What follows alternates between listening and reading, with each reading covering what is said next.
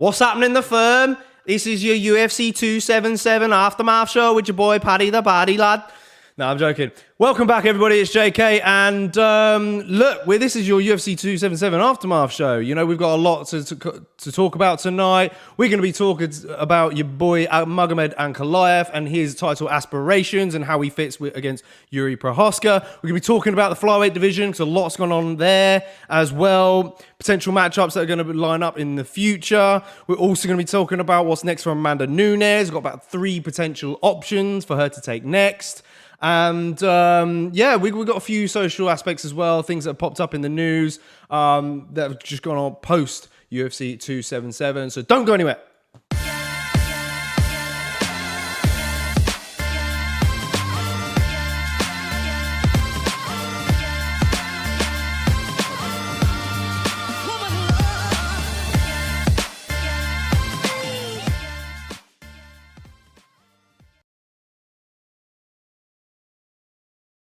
All right, so we're going to go straight into the first fight of the main card, which was in the light heavyweight division. And it was Magomed Ankalaev defeating Anthony Smith via TKO. And it was a bit of a slow-paced fight, wasn't it, really? I mean, we kind of anticipated that. It's kind of a typical Ankalaev style of fight.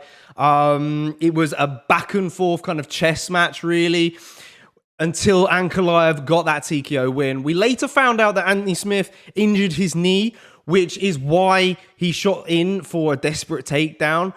It did look kind of a little bit odd watching it, not going to lie. It was kind of close up until that point. I would definitely was scoring the round for Magomed Ankalaev, though. But look, an injury is an injury. We later on found out that Anthony Smith has done some damage to his ankle, so likely he's going to be out for quite some time. But look, a win's a win for Magomed Ankalaev. It is what it is. He managed to take advantage of the opportunity and get the TKO win. You know, for me, you know, what's next for Ankalaev? You know, that's the ultimate question. He looks great fight by fight now. He looks better and better, but you know, he's still not like, you know, blowing people's hair back. He's not finishing people. He's just a real big problem because of his skill set. You know, he had that loss against Paul Craig, which was quite unfortunate. You know, it was like a last minute, last few second triangle choke that Paul Craig was able to pull off. But Ankalaev dominated the whole fight. So that was the only real chink that we've seen in his armor. But apart from that, there's nothing else. Yes, Holland, I see you in there, my man. He says, I'm here, dog. Tuck it in. Yeah, man, you was well on time. You were well early for us, but welcome in. Do make yourself seen and heard. And, you know, this is the show where opinions matter most, like every other show that we do. But it's interesting to get your thoughts on what you think is next for all of these fighters. Yeah, so back on to what's next for Magomed Ankalaev. You know, the question is he ready for a title fight? You know, arguably he is, because he's taken out how many title contenders is that now? He's taken out quite a few, I believe. I think he just obviously Smith was one of them. He took defeated Ozdemir. I mean, I say take out. It's hardly taken out, really, is it? I mean, he's not really quite got the you know, the TKO or the submission as seen before. Yeah, that was it. Thiago Santos, Ozdemir, and they're the only 3 people that have fought for a belt. So, you know, on the fight win, on the kind of win streak that he's on at the moment, which I believe is, I didn't write this down, 9 now. Like, that's insane. Give him the title shot. That's what I'd say. That's what I'd say. I'm all for it. But you know, nonetheless, I think I think it's time. However, I don't think it'll happen. I don't think the UFC are going to do it. I think the UFC have got other plans, personally, and which obviously we're going to get on to. I think from what I've heard on the John Anik and Following podcast this week, that they might be making the rematch between Glover and Yuri, which I'd imagine would probably happen maybe towards the end of the year, if not early start of 2023. It come from Yuri's request, I think, because he wasn't necessarily happy with his performance in that fight. It was an extremely close fight. Glover was winning on the judges' scorecards, but like I said before in previous Aftermath show, Yuri won the fight decisively. He got the submission win, and we should be moving on. But I think a lot was to blame. The time zone of was it Shanghai? Not Shanghai. Where was that fight again? Definitely wasn't Shanghai, was it? It was Singapore. Sorry. Shanghai, relatively close. But yeah, back to what I was saying. The time zones that had effect on people's performance. It was early in the morning for those guys, and they kind of want to run it back. And look, if the UFC have said yes, then okay, maybe that's what we're going to get. But then if that's going to be the case, what's Ankalaev going to do? Is he going to sit out or is he going to stay active? Personally, this is what I think the UFC are going to do. I think they'll do a contender fight between Ankalaev and Jan Blachowicz. Excuse me. I don't know. Obviously, there's rumors. I don't know if it's been confirmed yet. The UFC were talking about going to Sweden. If that is the case, then that would perfectly be your headliner. In my opinion, I'm just going to try and get the list of events up now. I don't know if it was confirmed or not, or was it just rumored. If you guys tuning in, you know, let us know. I'm just scanning through now. Paris, France, of course, big one. No, still dates to be determined. So, maybe it'll happen in Sweden. Fingers crossed. But yeah, I'd imagine that would be your headliner. But I mean, how does that fight go though? That's the problem. It's a great test for both guys. Jan's got that Polish power, of course, which is devastating.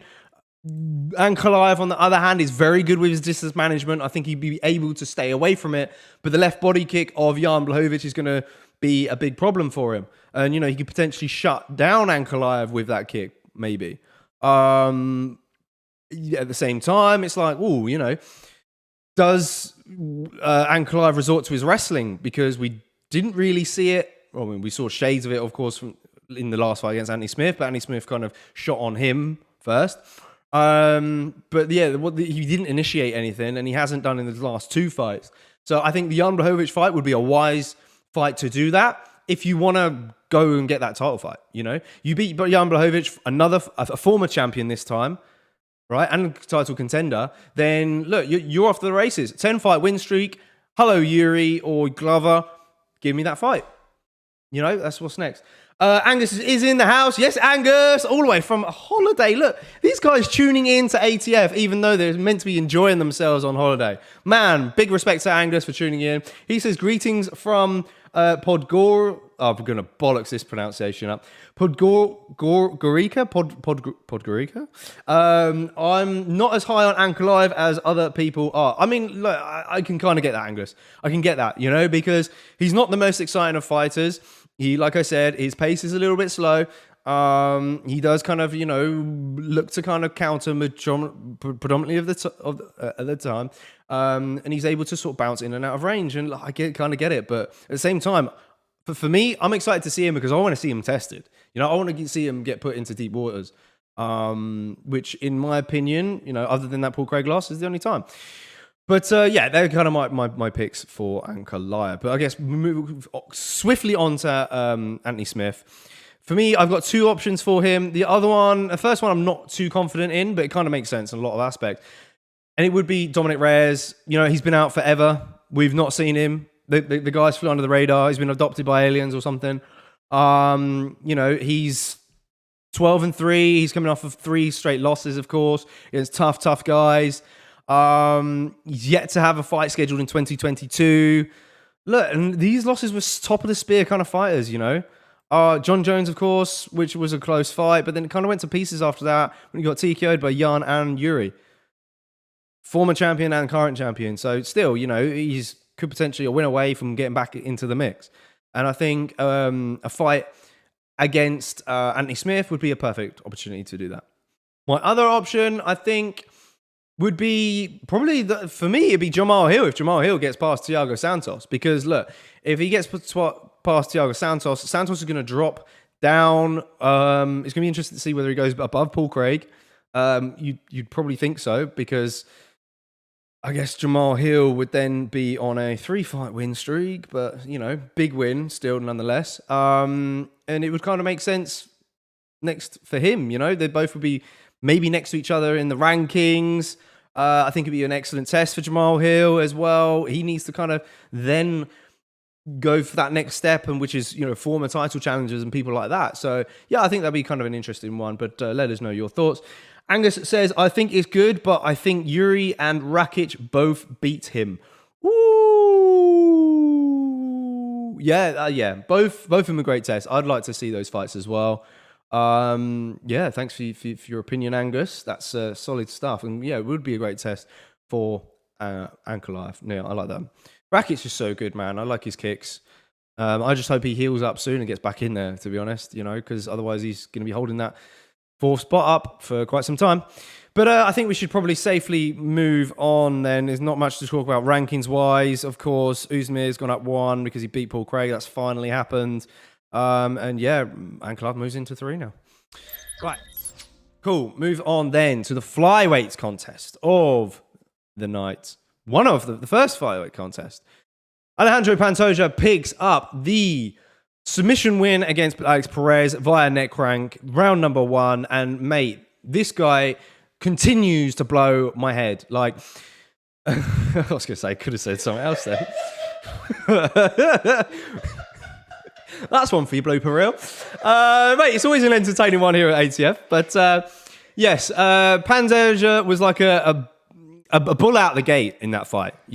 He came out with such aggression. He didn't let Alex Perez settle into the fight. And he knew that ring rust would be a factor in Alex Perez's game. He didn't let him settle at all. Straight in his face, punches and bunches, took the back, got the neck crank, and that's all she wrote. For me, I think they didn't really like this fight for Alex Perez. As we know, Ash is is quite a bit of a fan of Alex Perez. I think it was a horrible fight to take. I know Perez is well up there in the rankings, so on paper it makes sense. But for me, I know he lost against the champion as well, and yeah, he was on a tear before that point. But to be out and I know he did fight during COVID, but for all that time, I would have liked to have seen him fight someone a little bit down the line who's kind of up and coming, but still kind of a bit of a killer. I think Matthias Nicolau would have been a good fight. I think David Dvorak maybe would have been good options, but it is what it is. He's second straight loss now in a row.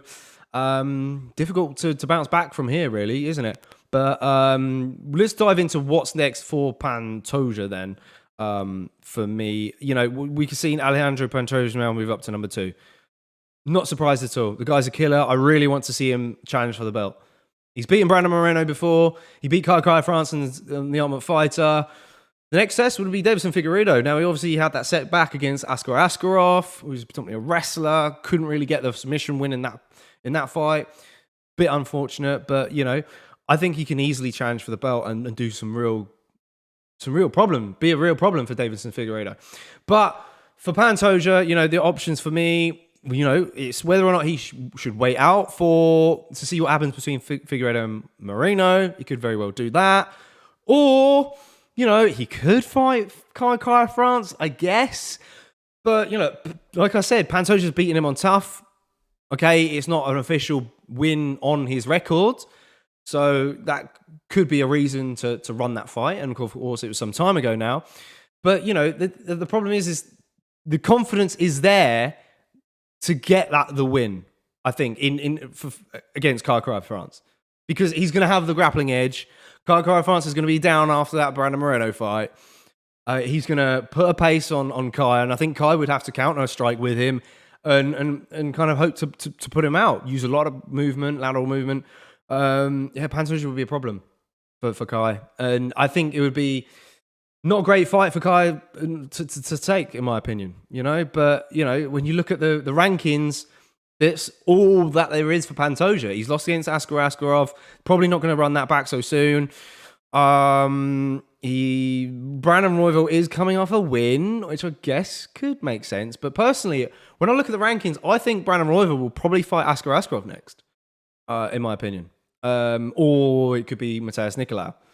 So there's a lot of options in flyweight, and I think flyweight is getting really, really exciting. I do, because it's strange, because years ago when you had your Mighty Mouses, you had your Henry Cejudos, that division was dead, and there were talks of scrapping the division. Since those two walked away, this has got so much more exciting. Now, if Figueiredo beats Pantoja, then it's kind of like you could kind of see perhaps those two just holding the division down, the top, the champion and number one rank spot for ages, really. You wouldn't be able to see anybody that would be able to touch them. Holland says, interesting fight with Kai. Okay. Kai may lose the pressure, maybe too much. Yeah, no, 100%. That's what I would think as well, which I don't think would be a wise move for him. As for Alex Perez, I think he will probably want to get straight back in there, I reckon, because he had all that time out. It's not a great performance to get finished straight away. He's still going to be fresh. I don't think he suffered any injuries. So, what type of matchup are we going to give him? Well, I've got two banging fights. My first one, I think, would be Manel Karp. I think it's a good one. He's on a 2-fight win streak. His last fight was he beat Zumagulov in December. Okay, some time ago, so he's probably due a fight. But look, if Perez is healthy, want to get straight back in there. Manel Karp's the type of fight to do it. Plus, Manel Karp is kind of, he's a very patient fighter himself. He's not exactly going to rush Perez. He's a bit predominantly a counter striker. Perez has the grappling aspects to his game, the wrestling. Can he get Karp down? Karp is very difficult to take down. So I think it's an intriguing fight. Makes sense. UFC, if you're listening in, this is the one to make. You get Karp on the phone, you get Perez, be like, yo, Perez, do you want to get straight back in there and let's make this fight happen maybe, towards the end of the year. There's some cards to fill. We've got cards to fill. There's going to be a lot of announcements coming up very soon. My second option for Alex Perez would be, and I've said his name several times already in this stream, would be 18-2-1, Matheus Nicolau. He's on a 5-fight win streak. He's knocking on the door. He last fought David Dvorak back in March. Which I guess is, he's due a fight. He's due a fight as well, some time ago. So they're both basically side by side in the rankings. So why wouldn't you? My only other option, of course, for Nicolau would be, like I said, maybe Brandon Royval. But then I think the UFC would do Royval versus Askarov personally, because that's my opinion. If anyone else has got any, feel free to let us know. If there might be something that I've not considered, and there might be a type of fight that stylistically looks better on paper. Then I think we should move on then to the third fight of the night, which was the heavyweight division, whereas Sergei Spivak picks up the win against Derrick Lewis in round number 1. And look, man, again, similar to the previous fight, he went straight in there. And he went to war with Derrick Lewis. He got in Lewis's face and threw himself straight into the fire. Some would say it was an early stoppage, and we're going to get into that a little bit later. We're going to be talking about Dana White's opinions on the matter. But let's not forget, guys, that these are heavyweights. Every hit has bad repercussions to them.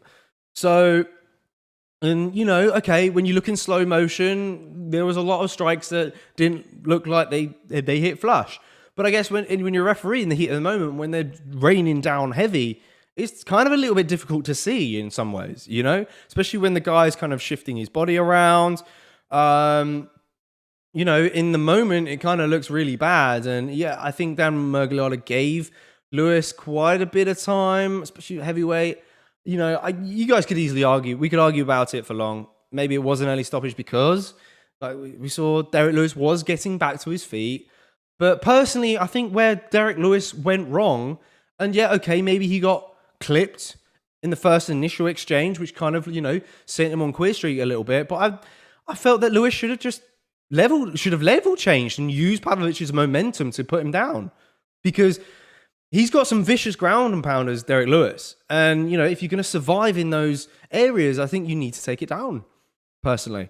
But look, it was a mistake made. He tried to kind of weather the storm, back up a little bit.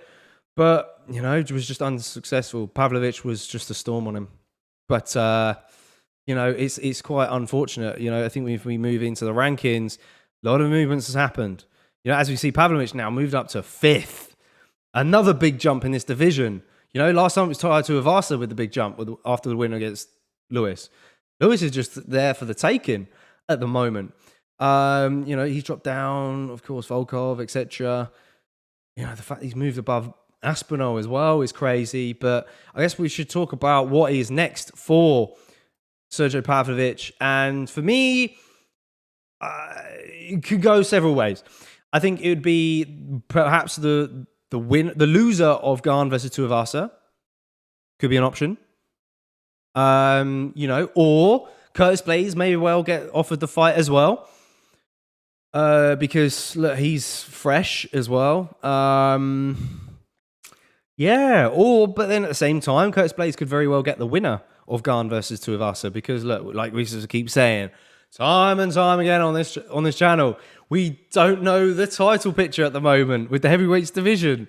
I'm sick of talking about it, and I'm probably guess you guys are sick of hearing it. But at the moment, I think we just sort of talk about the people 1, 2 below. We won't talk about John Jones. We won't talk about Francis Ngannou. There's nothing new that's all about that at the moment. But yeah, I think maybe Blaydes could be in the run-in for the winner against those two. So yeah, I think the loser could very well go to Pavlovich. As for Derrick Lewis, though, I think what's next for him is obvious. Don't fight in Houston, Texas. That's your next move.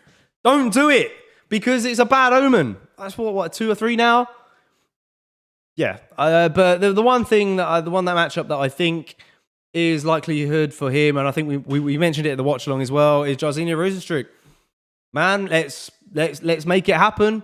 Derrick Lewis is going to be the much bigger guy. Both guys like to throw down. Like we said, Derrick Lewis is the type of guy who wants people who are going to throw down with him. He doesn't want wrestlers anymore. But look, he's getting stopped by these guys who are throwing down. So, throw the man a bone. Holland says, nah, it's fair. He did land on his face. Okay, fair. All right. No. That's kind of a big red flag as a heavyweight. Yeah, for sure.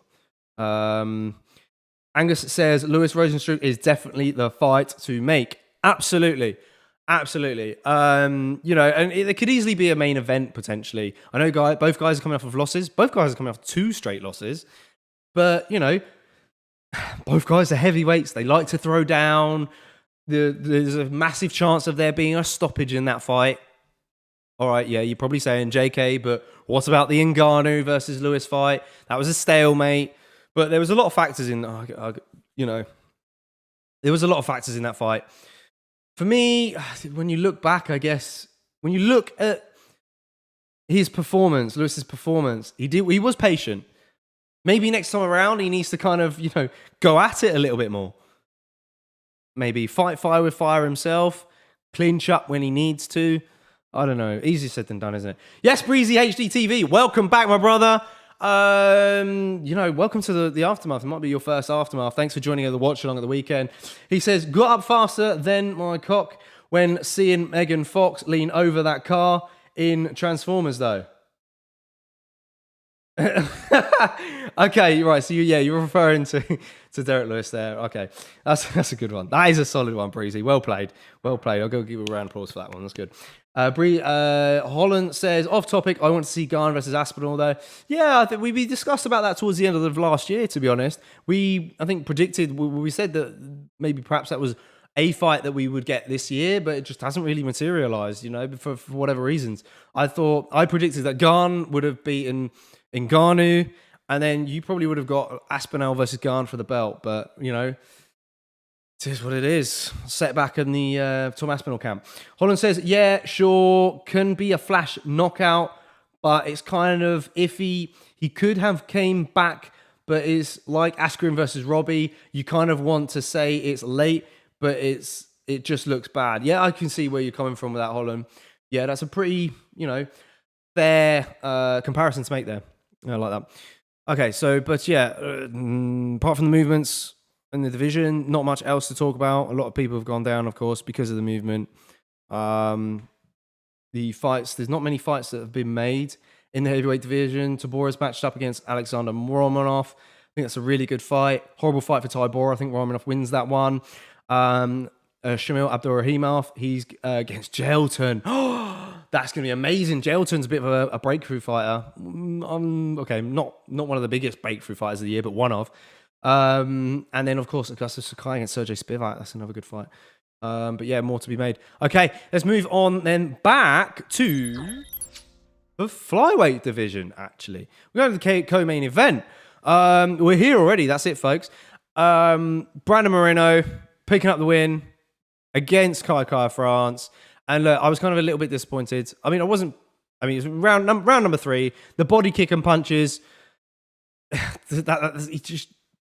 Kai France just couldn't take any more, man. And he looked solid in that 3rd round as well.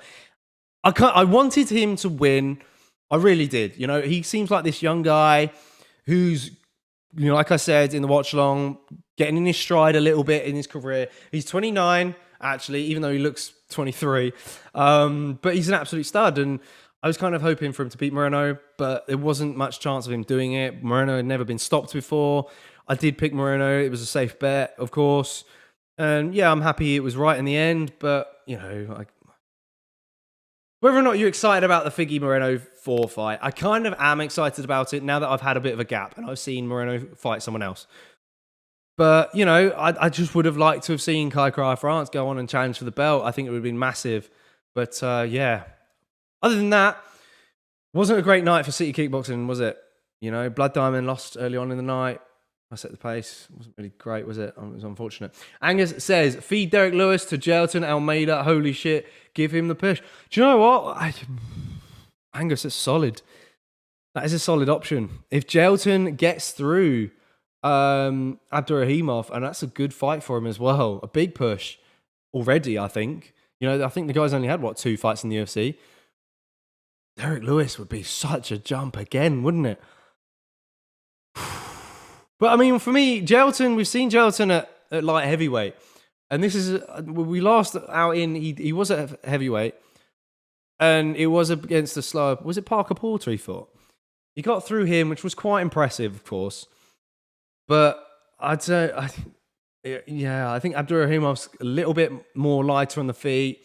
Going to be a bigger problem for him. It's going to be interesting at the weight class. Obviously, if he loses to Abdurahimov, he'll just drop back down again and it's fine. But let's go back on to the flyweight division. Sorry, I got a bit off track there. For Brandon Moreno, the fight is obvious. There's not much really to talk about. It's going to be the Figure 4 fight. For me, you know, Moreno looked amazing. He's changed camps. He's got James Krause in there. The only factor going into the 4th fight is what James Krause can do with Brandon Moreno to make sure that he beats Figgy this time. And again, you know? I think that's going to be the interesting factor. Because, yeah, okay, it's 1 draw, 1 win for Moreno, 1 win for Figgy. Moreno did get the finish in his win. Yeah, it is a hard one to call. But in my opinion, I think if those guys throw down 10 times, I think we get 2 draws and we get 4 wins apiece. Sounds crazy, right? But I think we do. I think that the talent that both of these guys got are insane, and it's very hard to separate them. It really is. But yeah, it's just the Mexican dog in Moreno. You can't see him ever getting stopped. And if there is going to be someone in this division that stops him, it's going to be Figgy. Guys are catching up with Ash. Ash has joined in. Yes, Ash, welcome in. Angus says, if not, it's not if Jailton gets through, he will win. Oh my fucking God. What a fight that could be. Yeah, I'm totally with you, man. If Jailton Shamaev's him, then he gets the push. True, Angus. I like where you're coming from, bro. Yeah, so Brandon Moreno option, very obvious. For Pantoja. For Kai France, we mentioned the option earlier with Pantoja, but like I said, it's not a great move. I think we'll see Kai France return maybe about March, maybe February of next year, because that's kind of like roughly the time period he likes to fight. I don't think he came away from this fight with injuries. Not that I've seen anyway. If you guys have seen anything, do let us know in the chat. But I haven't seen anything. I think it's. Oh, I've frozen. Have I actually frozen? Can you check the screen? I've frozen on the camera. Help! I'm still on sound. Have we still got visuals? I think that is not a good face. That is. We might have to off and on with the camera. Real quick. Maybe it's just because it's really hot in here. Okay, I'm going to carry on. Si's going to get us up. See, thank God we got a man in the chair because look, you would have witnessed that cum face for the rest of the watch along. Because I wouldn't have noticed. Honestly, I wouldn't have noticed. So thanks for Si for not having charity this week and tuning in and helping me. But yeah, did we go to the? I mean, we've already visited the rankings, but we'll go back. We'll go back and we'll talk about. It's still here. What's going on with your laptop? Is it? Yeah. Okay, carry on. Apparently, it's fine on the stream, though, right? Oh, is it? Okay. All right. Okay. All right. So let's go into the main event then. Of course, Holland says LMAO. I thought that was my internet. Okay, so yeah, you have got my cum face at the moment. Enjoy it while it weeps. I do not want to see that getting posted on Twitter. Si's going to sort out the issue. But yeah, I'm going to continue rambling. Amanda Nunes in this fight. Were we surprised about the outcome? Not really. I wasn't. For me, like I said in the watch along, Amanda Nunes, we're going to take a counter-punching approach. She switched her stance frequently, which I think discouraged Pena in a lot of ways. She wasn't expecting that. And that check right hook was landing several times in the fight. She put her down like how many times? Like, was it like 5 throughout the fight? And one judge scored 2 rounds, 10-8. Hey, I'm back. So, and look, that thing, actually, I need to get that up on my phone because Ash sent through something that was really interesting the other day, which we haven't got to visualize for you guys. And it was an interesting stat, which was, do you know what? I've missed it. Where is it? I was going to add it in, but to be honest, I thought I'd read it off my phone. Unless he put it in the Discord, of course. Yeah, I think he did. But yeah, there's 3 other fights, which, yes. Oh, thanks, Angus, for putting that in the Discord. Oh boy, oh boy, oh boy. Yeah, well, as I was saying, there's 3 fights that have ended in 50, or with one judge scoring at 50-43. And one of them was GSP versus John Fitch, which was GSP's best performance. Will you contain yourself back there? Yeah, and I can't remember what the other one is. Ash, if you can remember, let us know. Holland says, I see people saying Nunes couldn't finish Pena because she said she could have, but didn't want to. Lol. I feel like she wanted to prove a point as why she was the best. What do you think? Yeah, I'm totally with you on that. And to be honest, I think this performance that we just saw for Nunes, I think we were expecting it in the first fight. You know, so I think in a way she was owing the fans this performance, or her fans anyways, or fans in general. But, you know, we are going to get into some thoughts a little bit later on with the news segment. And it's a topic that's come out, which, you know, a quote from Bilal Muhammad. So we're going to get into that in just a sec. But, you know, in terms of matchups, though, for Amanda Nunes, I think, like I said, it's pretty obvious. You know, it's either Trilogy. People are shouting out for the Shevchenko fight again, which time and time again on these Aftermath shows, whenever Amanda Nunes fights, we talk about the Shevchenko 3 option. Now, Bisping was talking about this option, and he said like he wants to see it happen. Maybe they could do it at catch weight of 130 pounds. But look, I don't know if the UFC... to be honest, I think that they should have done that fight before the first Pena fight, in my opinion. I know Pena was doing all she can to kind of campaign for the title fight, but it's just purely because we saw the Santos fight against Shevchenko, and it was like Santos fought really well against Shevchenko, you know? What do we think the outcome would be for Shevchenko if she fights Nunes this time around as well?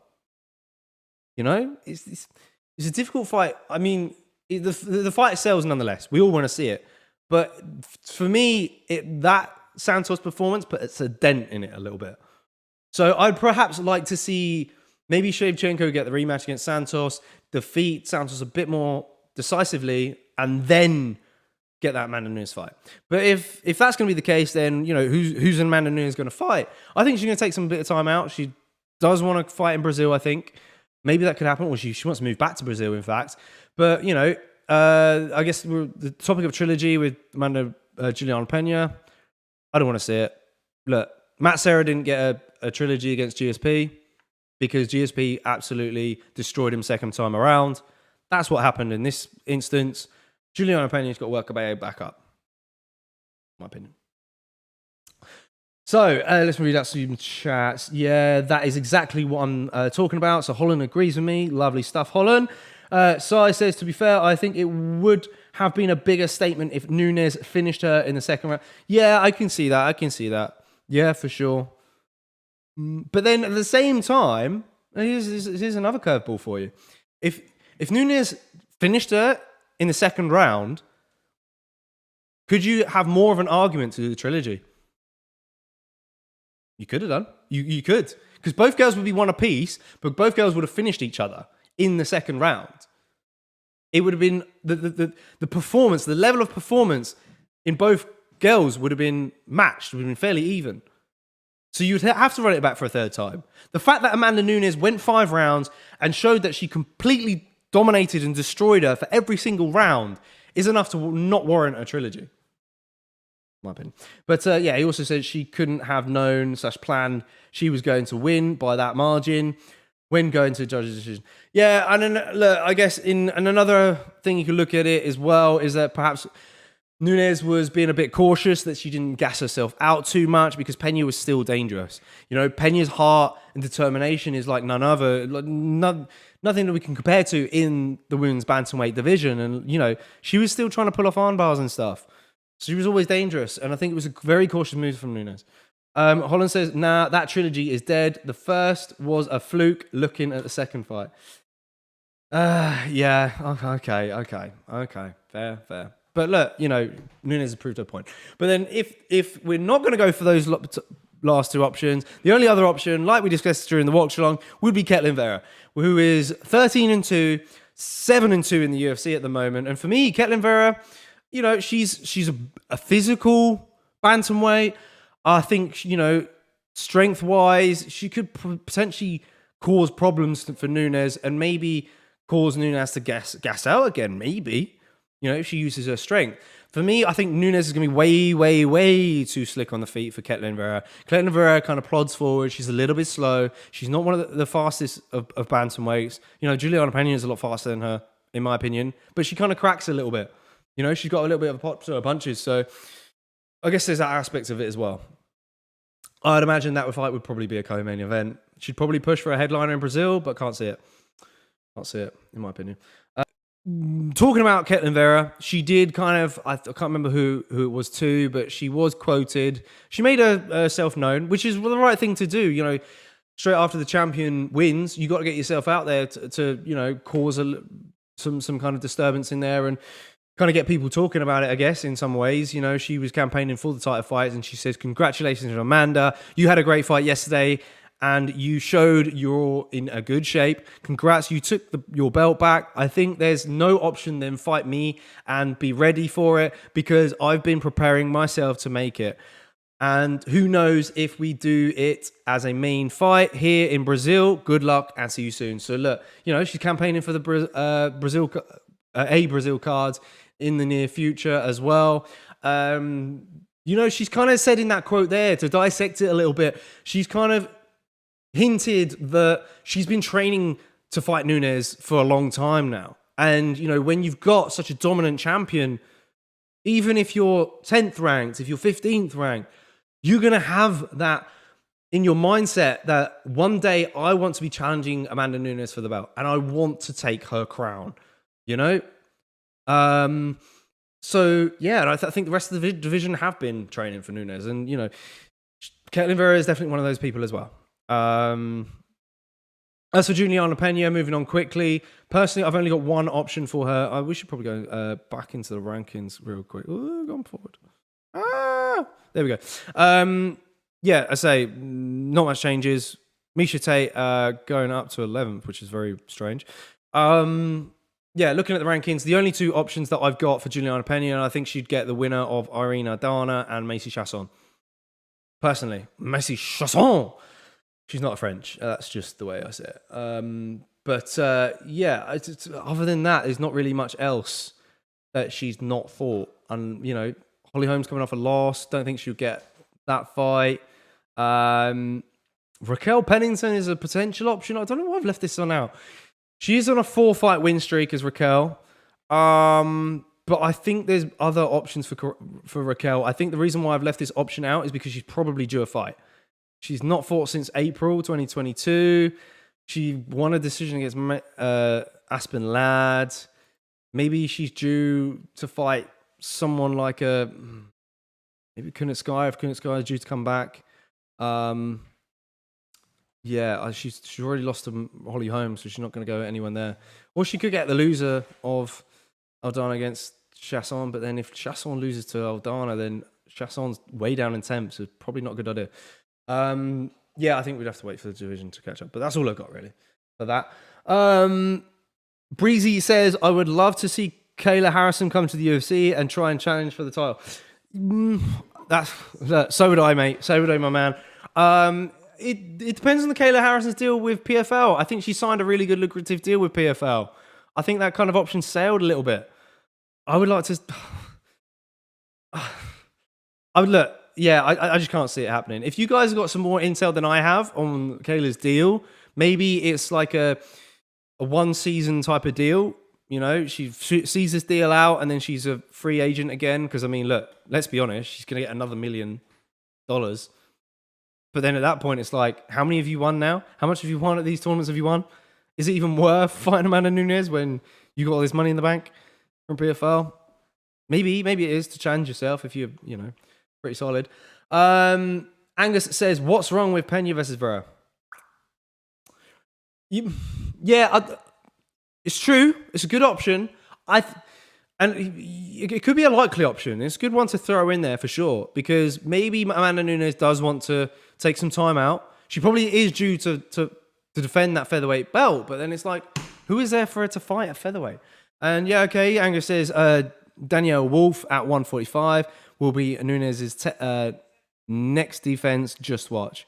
Okay, but Danielle Wolf, she's another unknown name to throw into the mix, and the UFC has done it so many times with these featherweights.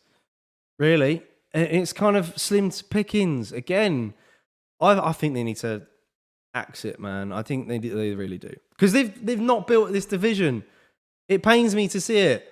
Like, why they've not done this. They've had time as well. The Ultimate Fighter should have been featherweights, but I guess there's just a lack of featherweights. But yeah, okay, good option. It's just, they did the same with Cyborg, didn't they?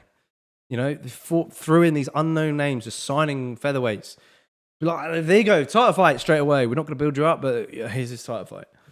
Here's another fight for you to get starched, against this absolute killer. It doesn't excite me.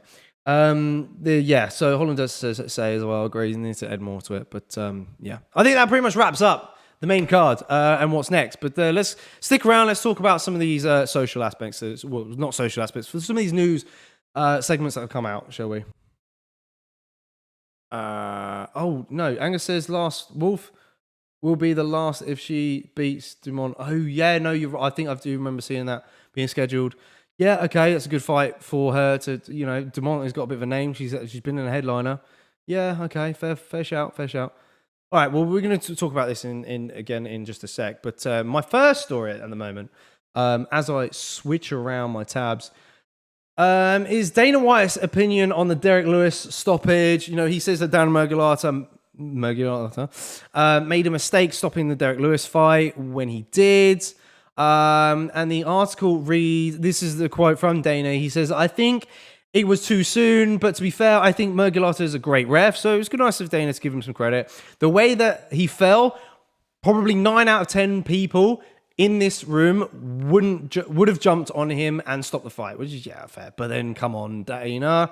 If you're talking about people in the room, you're talking about people who are a lot smaller, so of course you would. And including himself. Mate, Dana, you're on all the roids. I think you could sponge a lot of those shots personally. Yeah, but that's what he said to MMA Junkie. And he also says, I like the ref, but I wouldn't really debate that was an early stoppage. That was definitely an early stoppage. When you jump right back up like that and you're all ready to go, listen, he was a little rocked, but no more rocked than Julianna Pena was 3-4 times in the fight. And she fought 5 rounds. Murgulata made a mistake, and it happens. So I don't think it diminishes Derrick Lewis at all. I would have liked to see that fight go on. Now, personally, I kind of, I've got to go disagree with Dana a little bit because you're not taking in the repercussions of heavyweights. It's fine being light and taking those kind of punches. Everyone's the same. Everyone's brains kind of, take the same level of punishment. Heavyweights hit harder, man. There's a lot more repercussions. It is what it is. And, especially when CTE and things like that are very common topics that talked about in the MMA community, and especially when it comes to refereeing, there's so much that's going on at the moment in terms of fine-tuning referees. And, it can go either way, couldn't it? It could really go either way. Addicted Combat's in. He says, JK, what's up, my man? Mate, Addicted Combat, is good to see you as always, Patrick. You're my man. I mean, you are an absolute inspiration, my man. Like, honestly, I've got compliments for you that go as far as, the Holy Grail. I don't know where I'm going with this, but you know what I mean. Full of confidence for you, my man. Holland says they should do more trades with ONE FC. They have some killer women fighters. Look, Holland, I will, like I've said before, at some point on this channel, we're going to do like a debates category. And one of the topics for the debates category is I think promotions should swap more and buy fighters. I honestly do. I think we should take football level approach with this. I think organizations should be paying fighters out of their contracts. I think one day we'll debate about that option, but I think that's a really exciting topic to take on board, Holland, and hopefully you could be on board with that one day.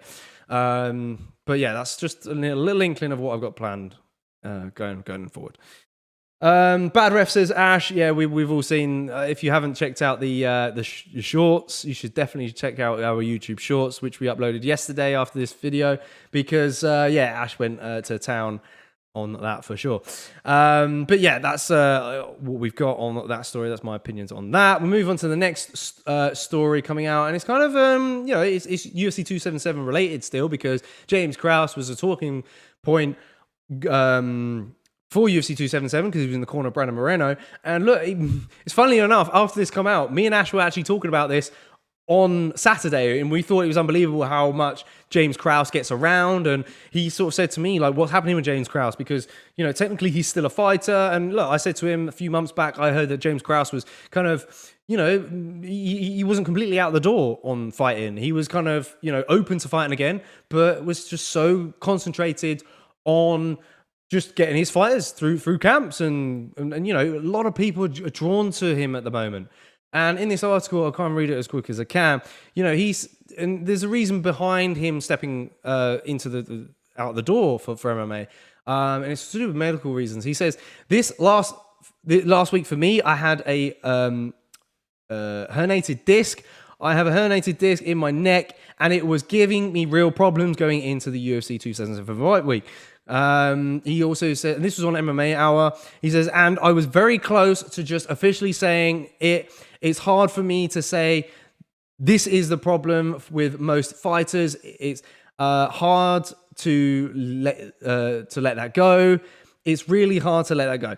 But I could tell you with almost 100% confidence that you guys will probably never see me fight again, and I'm good with that. I feel okay with that, which is fair enough. The guy's just busy concentrating on coaching people, and he's doing a fine job at it, and people, like I said, constantly coming through the door to see him. So, it makes sense. He says, I've said this so many times, and this is the number one problem with the sport and the fighters. This has to come to an end at some point. It has to. And professional athletes as a whole has to come to an end. Football players, they don't play until they're 50. So he's referring to the age of fighters and when they should stop. This has to come to an end, and unfortunately, we don't get to pick it. Most of the time, our body gets to pick it. I'm fortunate enough to be able to call my shot now, and I can say it now. Shit, man, you're never going to see me fight again. And look, he goes on and on and on, and I think it's the right move to make. You know, why dish out any more punishment? It's Jude. You've got a source of income, and some of these fighters are forced to continue, and it's really sad to see. You know, Antonio's Bigfoot Silva, he's on like a 9-fight losing streak in another organization. He's still getting booked fights. Yes, okay, that guy's got a dome of a head and can absorb punishment, but it's just not good. Breezy says he's set for life with his coaching and knows it. Fair play to him. Yeah, spot on. Yeah, fair play, and I'm totally with him on that. My last one, and this is the one which we were going into earlier, which will go back to one of the previous points. Something that Bilal Muhammad's come out and said, and it's kind of a little bit rich from him, in my opinion. And he says, and this is referring to Amanda Nunes, she's getting too arrogant, saying, I could have finished her in the first round if I wanted to, but I wanted to go 5 rounds so I could show her who is better. Blah, blah, blah. Get out of here. You couldn't finish her. Which is an interesting take from Bilal, because that guy couldn't even finish his dinner. Let's be real. I mean, look, I like Bilal. He's a great personality for the sport, but if you're not necessarily finishing fights yourself, it's a little bit rich to have that knock on Amanda Nunes. You know? Say it what you wish. Maybe she didn't have the energy to finish her, and like I said, Pena was dangerous at any point, and could have capitalized if she didn't get her out there. For me, I think the only way that Nunes was looking to get Pena out of there is if she had her face down in the back mount, flat out, raining punches. That's, I think, the only option that I could have seen her getting her out of there, because it would have been safe enough to. Like I said, you know, she couldn't afford to lose this fight. She went back, and yeah, okay, you could say it may have been injuries leading into the fight camp. There was camp changes and this, that, and the other that affected her performance and blah, blah, blah, blah. But look, she wanted to make sure at the end of the day that she got this win. She did what she needed to do. She still looked impressive. She still put on a dominant performance. It is what it is, you know. Bilal is the only UFC fighter I'd feel safe with in the octagon, as I love 15-minute cuddles, says Angus.